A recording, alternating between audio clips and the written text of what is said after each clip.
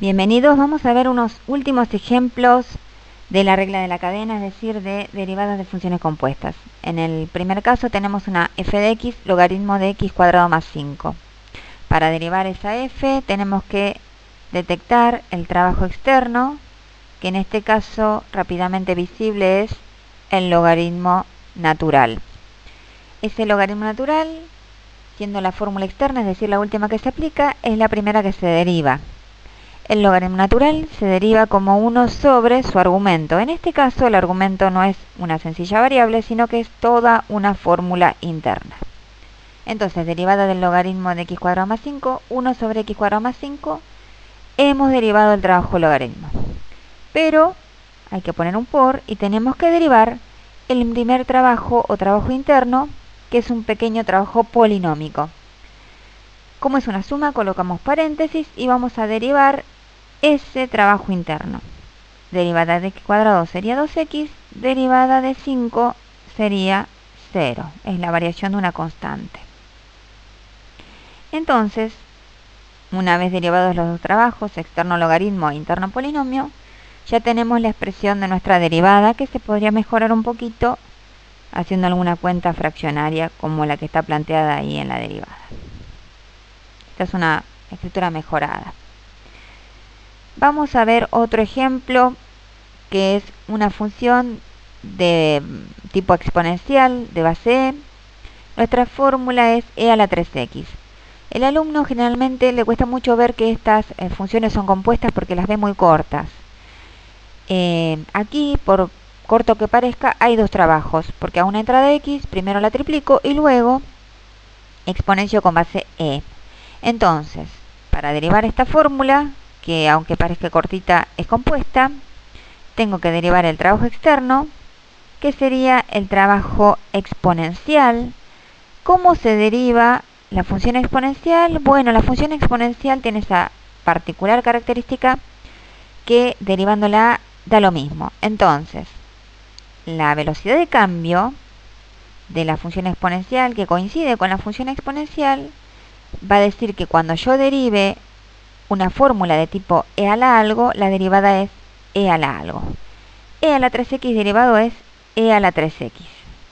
Yo ahí derivé el trabajo exponencial.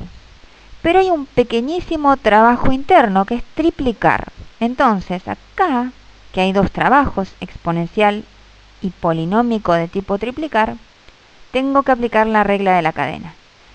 Derivo la fórmula exponencial, que sencillamente es copiarla, y pongo por, y ahora me toca derivar la fórmula interna. ¿Cuál es la derivada de 3x? La derivada de 3x es 3. Bueno, fíjense, f' es 3 veces la f, ¿sí? Vamos a hacer un último ejemplo. Tenemos 2 sobre seno de x cubo menos x.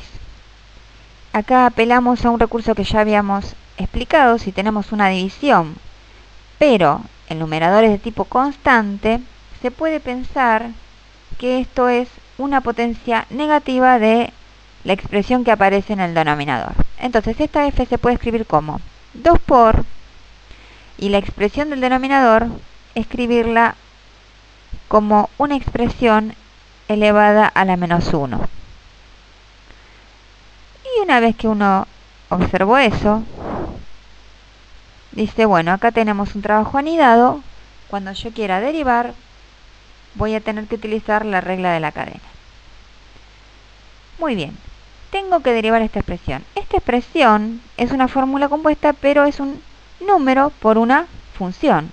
Entonces, cuando yo la derive, el número 2 se copia y voy a tener que derivar la expresión que aparece anidada, es decir, que es compuesta, que involucra una potencia negativa, un seno y un polinomio interno. Tengo una triple composición.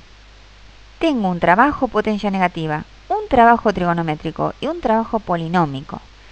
¿Cómo se deriva eso? Se utiliza la regla de la cadena y son 3 los procesos involucrados en la composición. Bueno, serán 3 las variaciones o velocidades para aplicar en la regla de la cadena. Es decir, que voy a tener que derivar 3 veces trabajo por trabajo. Tengo un trabajo potencia externa, tengo un trabajo trigonométrico, tengo un trabajo polinómico.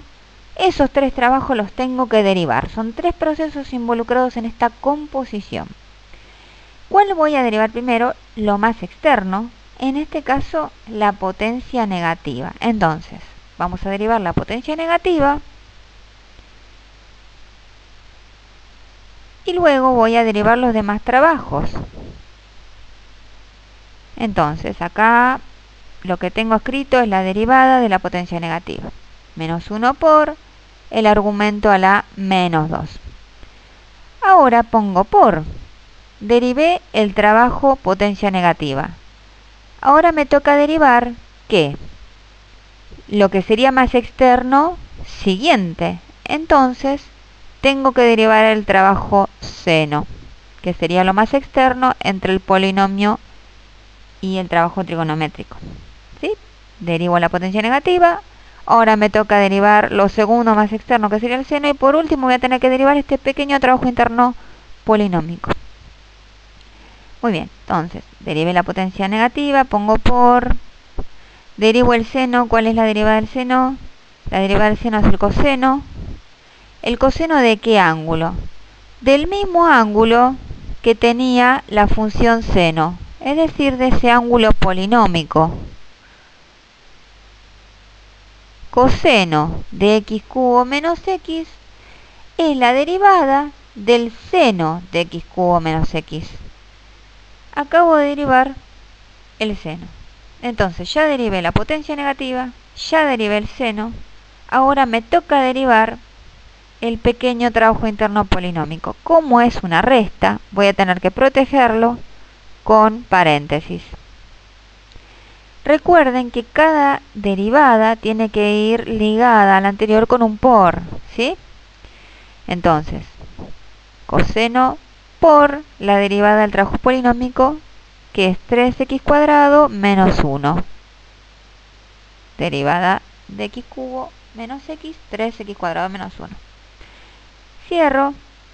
Ya derivé el trabajo polinómico interno y no hay más trabajos para derivar. Así que ahí termino mi derivada, que quedó un poquito larga.